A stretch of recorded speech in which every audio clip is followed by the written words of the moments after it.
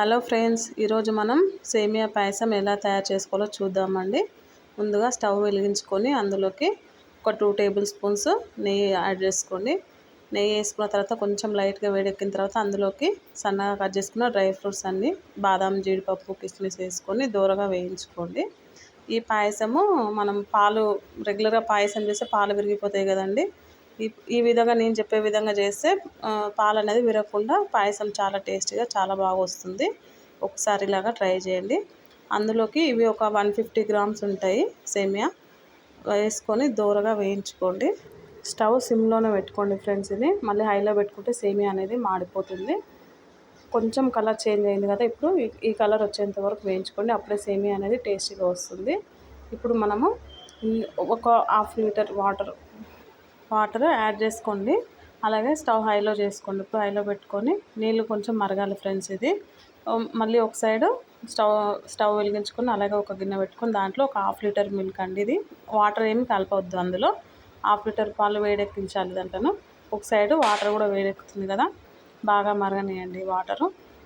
అలాగే ఈ విధంగా నేను చెప్పే విధంగా చేసుకోండి ఫ్రెండ్స్. మీకు సేమియా అనేది థిక్నెస్గా బాగా వస్తుంది, పాలు కూడా విరిగిపోవు. ఈ విధంగా చేసుకుంటే మనం ఈ నీళ్లు వేడెక్కిన తర్వాత ఇందాక వేయించి పెట్టుకున్నాం కదా, ఈ సేమియా అందులో వేసుకొని ఉడికించుకోవాలి.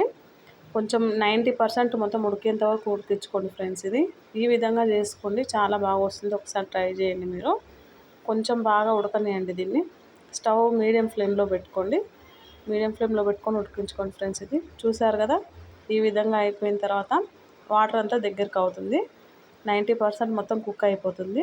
చూసుకోండి, ఒకసారి చెక్ చేసుకొని. అలాగే 150 గ్రామ్స్ షుగర్ యాడ్ చేసుకోండి. 150 గ్రామ్స్ సేమియా వేసుకున్నాం కదా, 150 గ్రామ్స్ షుగర్ యాడ్ చేసుకోండి. మీరు స్వీట్ ఎక్కువ తక్కువ అనేది మీరు అడ్జస్ట్ చేసుకోండి, వేసుకుంటాను. నేను చేసే క్వాంటిటీకి 150 గ్రామ్స్ వేసిన నేను. ఇది బాగా కలుపుకోండి. షుగర్ మెల్ట్ అయ్యేంత వరకు కలుపుకోండి బాగా. అది ఒక సైడు పాలు మరిగిపోయినాయి కదా, ఆ పాలు అనేది తీసుకొని ఈ సేమియా ఉడికించుకున్న సేమియాలో యాడ్ చేసుకోండి. మొత్తం మిగిలితో సహా వేసేసుకోండి. టేస్ట్ అనేది చాలా బాగుంటుంది ఈ విధంగా చేస్తే. బాగా కలుపుకోండి.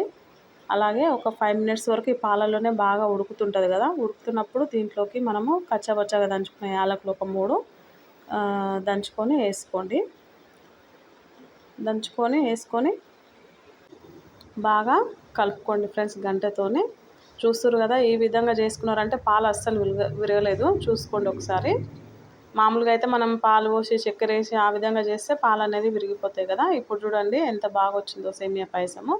ఈ విధంగా ఒకసారి ట్రై చేయండి. మీకు నచ్చితే కనుక నా ఛానల్ సబ్స్క్రైబ్ చేయండి, లైక్ చేయండి. ఓకేనా ఫ్రెండ్స్, బాయ్, థ్యాంక్ యూ.